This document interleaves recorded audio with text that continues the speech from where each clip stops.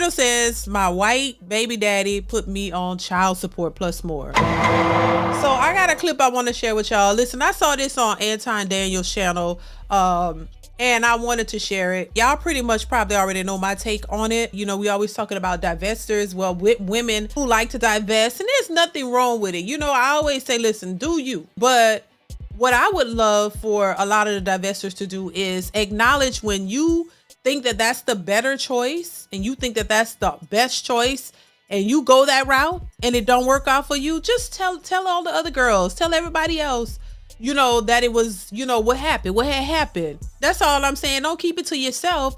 Tell us what had happened. So maybe you can kind of change the mindset of some of these other women who just think that divesting is the only way and the best way and black men are just horrible, all of them. And you got to go over to the other side, all happy to do it too.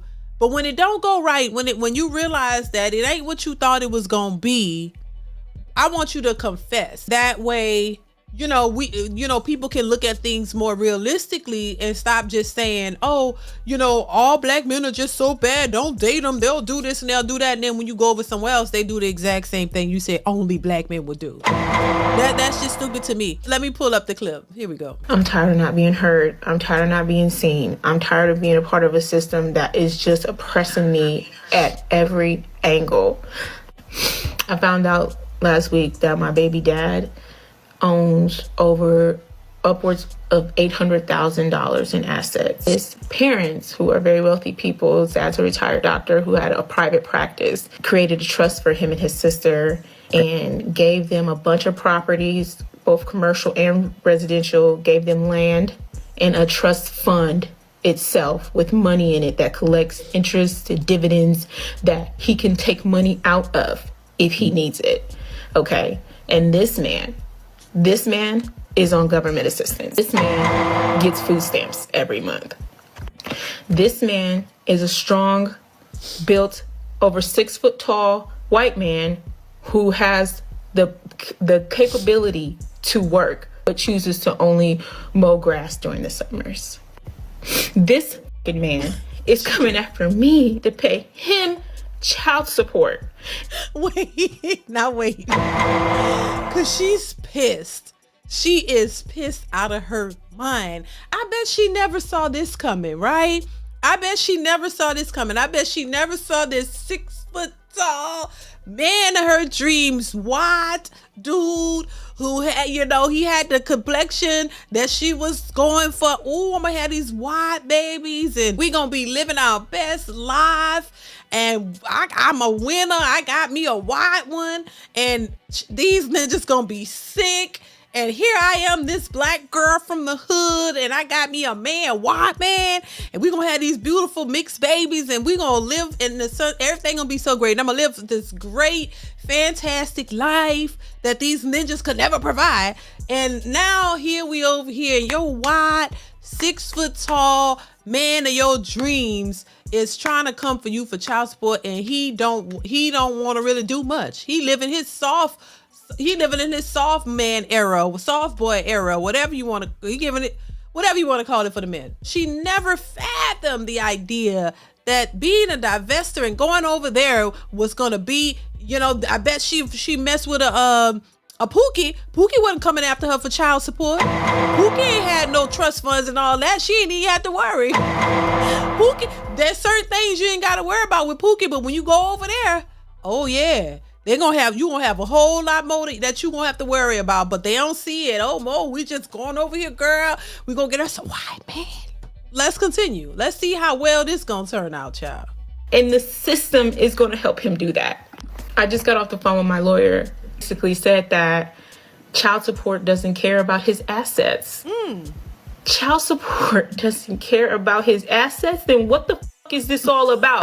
You're going to come after me to pay somebody who has only upwards of $800K of money, not in that's tied into like the houses, and I get that, but he also has a trust fund with over $300,000 in it. I got to pay him money when it's just me and my one income, my one full-time little ass job that's barely sustaining my life. Oh girl, not your one little bitty job now. Not that. Cause y'all boss chicks, y'all get to the bag. Y'all hear that? Not my one little bitty old job. Now it's a little bitty old job. But when you was talking to Pookie, oh, I make the money. I'm the boss. You won't bring nothing to the table. I'm doing this and I'm doing that. Now you over there. And now it's my one little bitty old job. I can't do it. I can't pay no child support for this white man. But let's continue. But I have to play him because he knows how to manipulate the system better than me. Like, are you kidding me right now? The craziest thing is all he has to do for me to not have to pay child support is drop the assistance. He likes getting food stamps. He likes collecting the food stamps. He said, I'm not going to do that if it means that I'm going to have to lose my food stamps. And no, he has money. But the black men are the deadbeats, all of them. And don't want to do nothing and don't want to elevate. What they say, if he has a job and he makes $80,000 a year, that's cool, but he needs to, he has to elevate. He has to want to do more. And he has to, want to build us up so that we can have more. So 80,000 is not enough. He's basically lame. And he should want to level up to get some more because you want him to. So you always want the black men to level up and be ambitious, and they got to have more. But those men, he's want to be comfortable. Seems like he's okay with getting government assistance and chilling out. Yes, he has some money that's already set aside for him, but he don't want to go out here and working hard and working his fingers to the bones and all of this like they want the black men to do. But look at the predicament that you're in. It's just interesting. It really is. Let's continue. He has a shoe collection of Jordans that's probably well over 10 grand. I feel like I'm fighting a army. And it's not just him coming after me. Like, he got his mom texting me, coming after me like I'm the bad, like I should just give in and pay him child support. How about he grow the up and get a job? Girl, it's too late for that, ma'am. You made your choice, baby.